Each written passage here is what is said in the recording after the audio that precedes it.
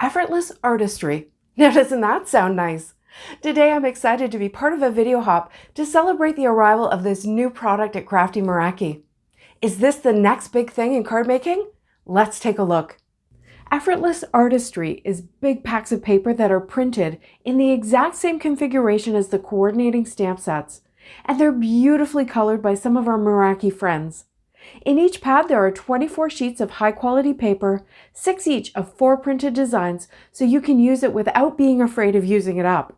Yep, you don't have to hoard it. I was given the 2 floral sets to work with, Love Like No Other and Whimsical Magnolias. So who are these made for? I would say they're going to be great for beginner crafters, people making quick cards or making multiples, people who love ephemera, people who love to expand the possibilities of coordinating products, and people who love the look of coloring and still need some practice. Of course, you can cut these out either with the coordinating dies or you can fussy cut them. But you know me, I want to figure out how to use them in different ways. I want options. So I started with heat embossing. This works particularly well with the Whimsical Magnolias because this whole set is one big stamp, and it's pretty easy to put it in place on a MISTI, and it'll give you a full set each time you do it. But of course you could do it with the other set, which has individual stamps, and then you can only heat emboss the ones you actually want to use on a particular card. I used superfine gold embossing powder to do this. The idea is to cover the black lines and make it look like you stamped and heat embossed the images and the sentiments.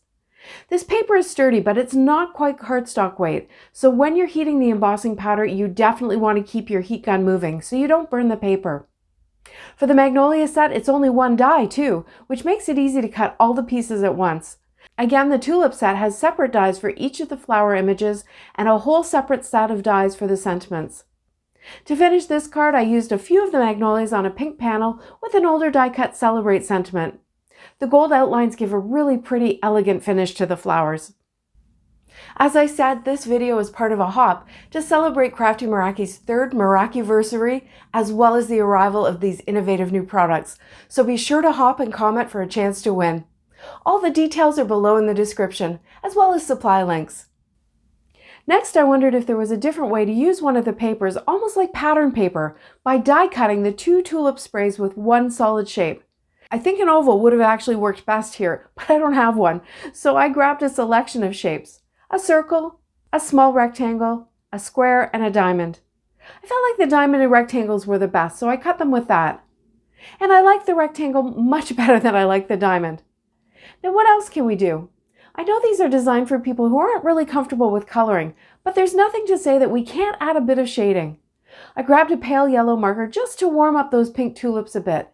And then I brought in a really dark green to add some more contrast to the leaves just by adding tiny bits at the edges. I think this is a great way to start getting comfortable with your alcohol markers, like Copics with training wheels.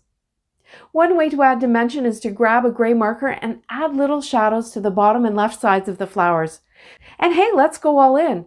I'm going to change the color of this whole background from white to a pale blue. When I'm doing this, I like to color in small circles. The blue color is pale enough that any kind of imperfections in the coloring will just look like texture or clouds in the sky. So here's my softly colored panel and the original. See how easy it is to change the look to customize your cards, even though you're using something that's already been colored. Now let's see, can we stamp our sentiment on this paper? That, to be fair, is pretty slick.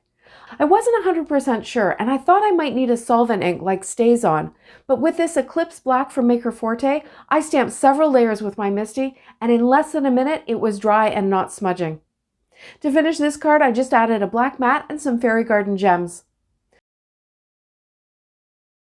Okay, let's take it even further by layering colors over the tulips. Here I'm adding yellow to the pink tulips to get a kind of warm orange color.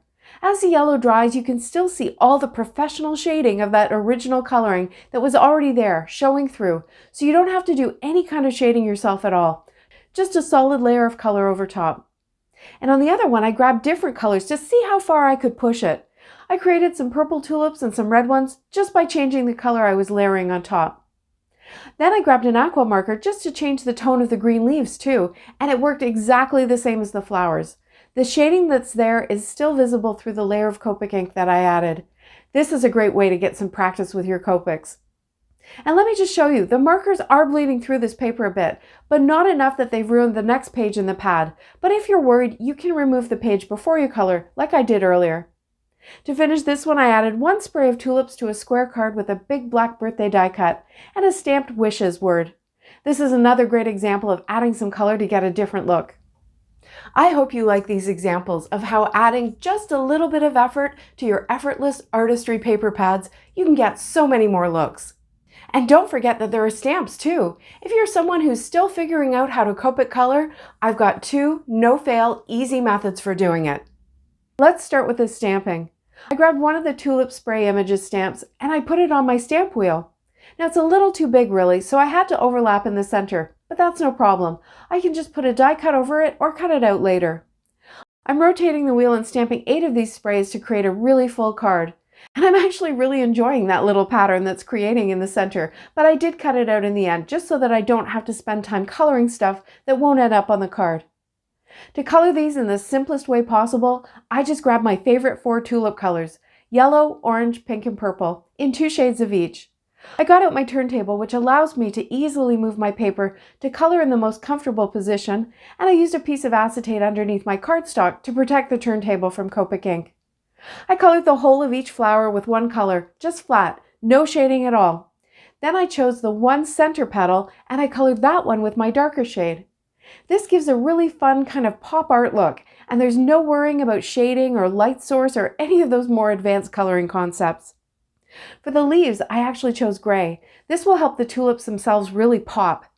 I chose 2 shades of gray and I started with the lighter one all over the leaves. And I realized as I was doing it that some of them were actually flowers, so I added in some more color to some of them, and some of them I just colored gray. No one will really know, and again, they're forming a fun pattern. And if you're in any doubt at all about your coloring, just add some splatter. I used my black watercolor to add splatter all over the panel. Now there's so much going on here, no one will ever think to question how good your coloring is. To finish this one, I added a Happy Mother's Day from the set and some rose garden gems.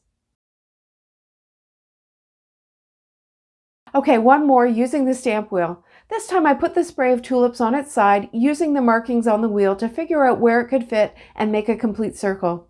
This time I only had to move the wheel 4 times to finish the wreath, and I removed the ink from that stem end where the images were overlapping, just with my fingers.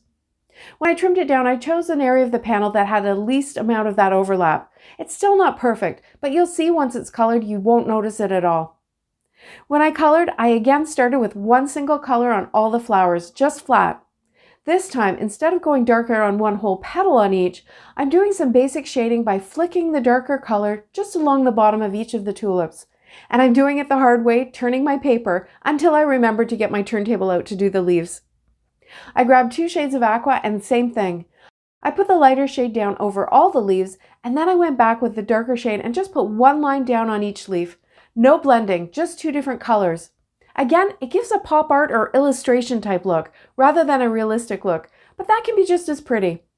Then I went back with a gray marker to add those shadows to make it look like the wreath is popping a bit off the white background.